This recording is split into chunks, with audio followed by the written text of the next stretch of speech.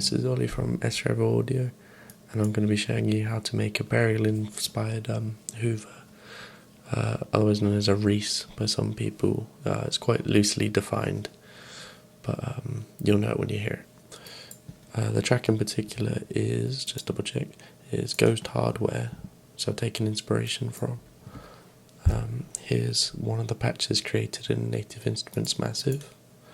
I'll just play it through so it load.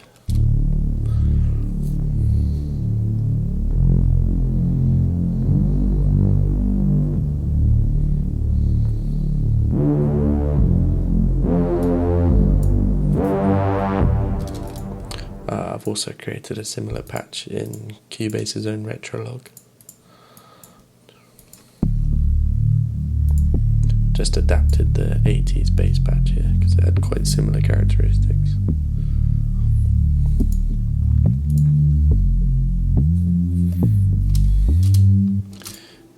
And I'm just going to play through the massive one with the whole track so you can get an idea what sort of thing I was going for.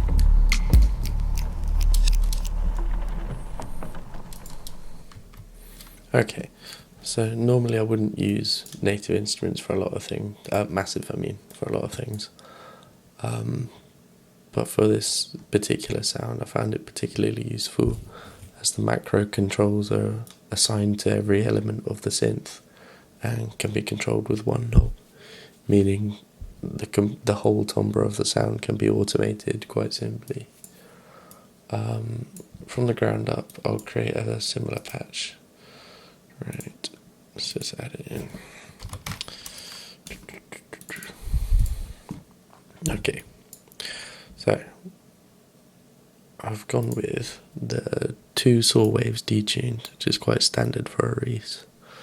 Get those down an octave, get it going, beating at about 25, just off there, so they're going to be oscillating against each other. Get the amp up. Make sure to set it to a square as well. Saw wave even, my bad. I'll put on a low pass. Stick both of them so it's going filter 1. Next, KTR. Best way to describe it is it changes the envelope based on the corresponding note on a keyboard. So a higher note will respond in a higher reading on here. Lower note would be down here. So what we want is the low notes to be more filtered and the high notes to be more free. We can apply this to a few things like reverb, for instance.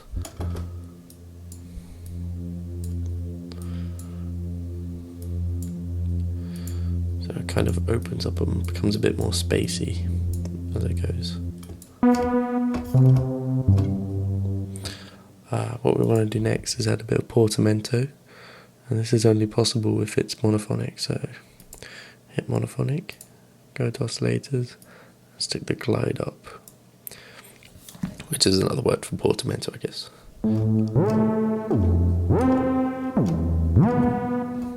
There we go, and it kind of swings between the notes a bit there. What I like to do recently as well is to add this KTR envelope to the pitch of this. So higher ones will oscillate faster, kind of gives the synth a bit more liveliness.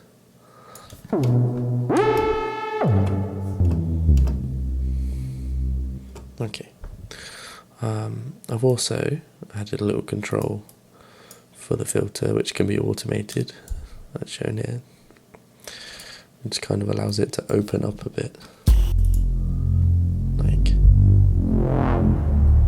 so you can get the nice dynamics out there. Let's see what I've missed. That pretty much covers it. Obviously I've got the filter settings slightly different. Oh yeah, and a bit of chorus, just because the built-in chorus is quite nice on this. Widens it well. So I just turn the rate down a little bit.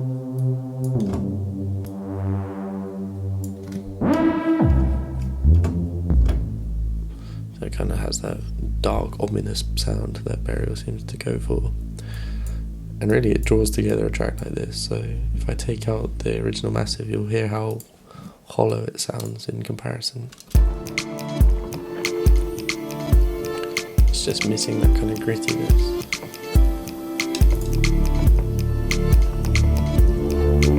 See these notes that you glide between with the portamento.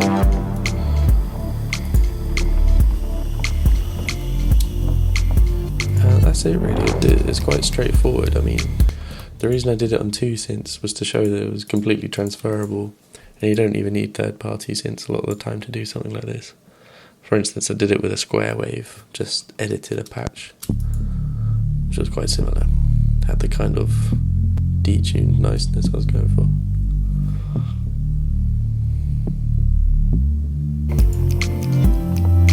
It sits in the mix just as well. Okay, just as a little side note, to fill out this track I used some of the sound beds me and my partner at Ezra have created recently, which for this particular track draws it together really well and fills in the kind of gaps in the spectrum, I guess. So I've got a lot of high-end things going on, a couple of the crackles in the low end from the vinyl. Oh, just move my screen recorders over a bit. There we go.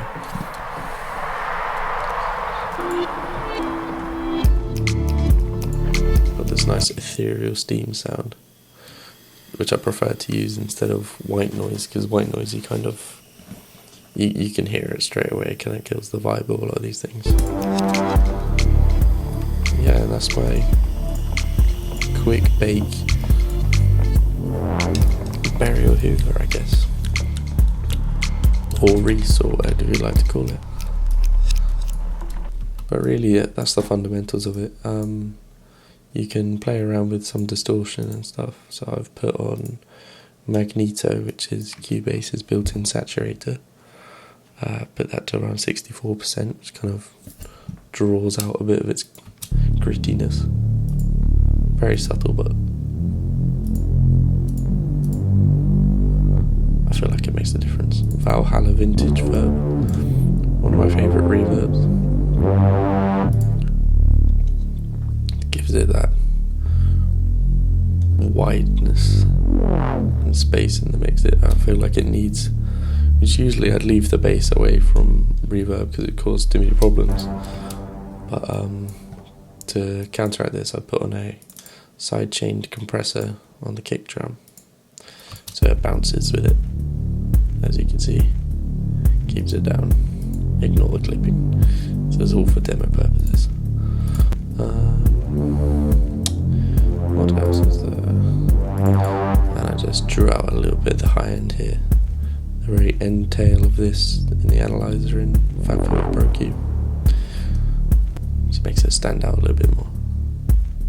That's it really, it's quite simple. Just thought I'd share that with people looking to create that kind of bass line, because I had to experiment myself to find it.